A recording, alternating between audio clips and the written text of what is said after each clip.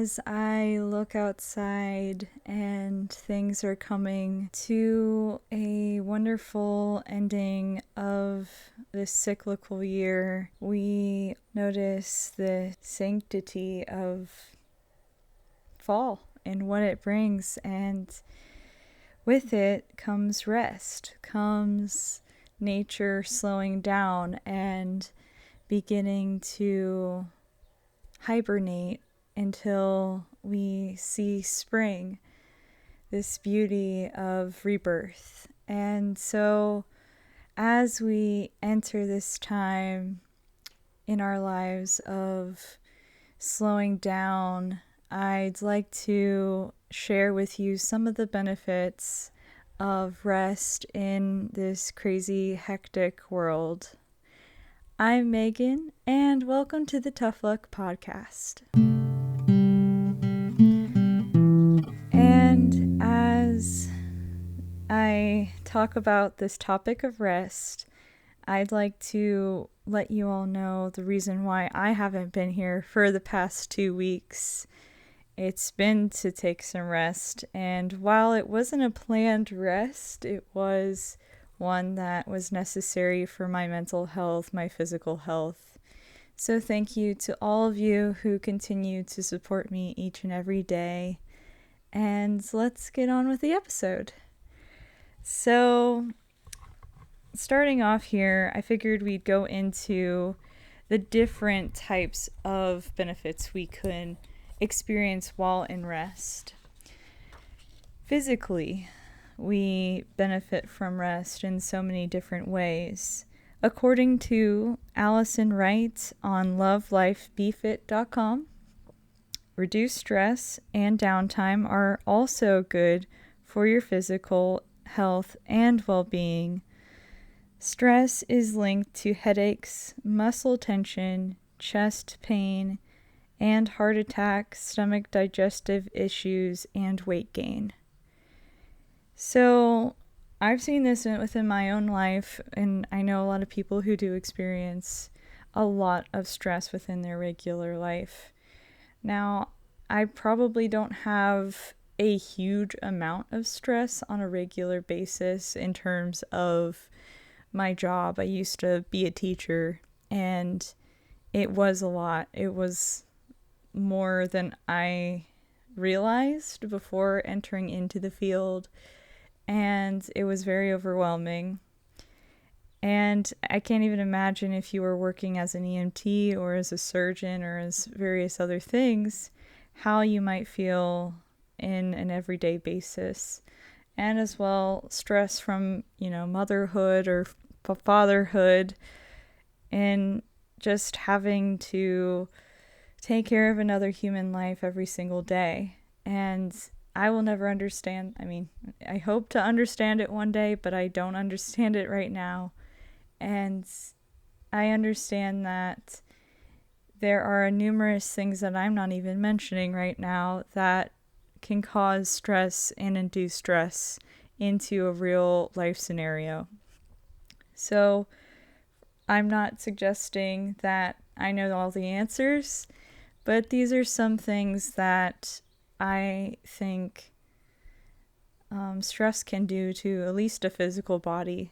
And at least from my understanding of what I've experienced in my day-to-day world of my body rejecting certain things, like me getting sick, just that's a sign that I've been pushing it too much. And you can tell when it's about to happen. Typically, if you're listening to your body, you can tell when illness is about to occur.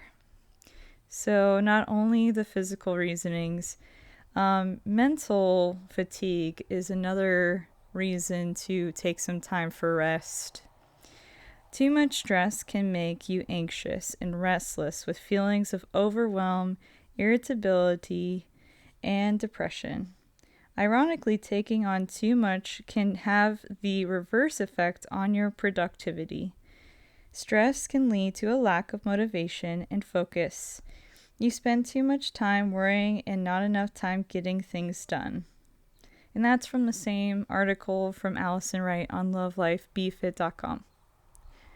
So, mental fatigue, and this is from my understanding of anxiety and depression, and so I'm not an expert, but from what I understand, it's taking that necessary time to recuperate your mind and to process what even just happened when you get off of work or go to, a big event, and you feel that drainage, you feel that depletion of energy from having to do social events or do certain things in your day-to-day work life, home life. Sometimes you'll just feel it, and it's a mental note, since it's all connected, um, that it often does end up hurting your productivity. And not to say we need to be a productive, there are definitely things we have to get done throughout the day to be a responsible adult, but not to say that we have to be productive all the time. But if you want to better your productivity, having scheduled rest time is almost crucial to getting what you want to have done. Or else, sometimes the universe, God, spirit, will just make it happen for you. So, entering adulthood is planning for rest, planning for rejuvenation and revitalization. So, a quote from Matthew Haig's book, and I hope I'm pronouncing that name right, The Comfort Book, is: "You don't need to be busy. You don't need to justify your existence in terms of productivity. Rest is an essential part of survival, an essential part of us, an essential part of being the animals we are. When a dog lies in the sun, I imagine it does it without guilt, because as far as I can tell, dogs seem more in tune with their own needs. As I grow older, I think that resting might actually be the main point of life, to sit down passively, inside or out, and merely absorb things. The tick of a clock, a cloud passing by, the distant hum of traffic, a bird singing, can feel like an end in itself. It can actually feel and be more meaningful than a lot of stuff we are conditioned to see as productive. Just as we need pauses between notes for music to sound good, and just as we need punctuation in a sentence for it to sound coherent, we should see rest and reflection and passively, and even sitting on a sofa, as the intrinsic and essential part of life that is needed for the whole to make sense." Beautiful quote. And I think we often do face that sense of grief with not resting. I know I do. I fear not having enough time to rest impacts me more than anything at all. It's become who I am, is the girl who rests, and that's not a bad thing in my eyes. And in fact, it's something, I see it as a token of honor that people see in me, the girl who has time to sit near a waterfall, the girl who has time to get ready in the morning without stress, the girl who has time to slow down and to be with herself. And not to say that as any way of bragging, because I have not yet mastered, don't know if I'll ever master, but we'll see, the art of slowing down. But I will say, as I do slow down, I notice that I don't mind it. I feel better. I feel happier. I feel more comforted. I feel spiritually connected to nature.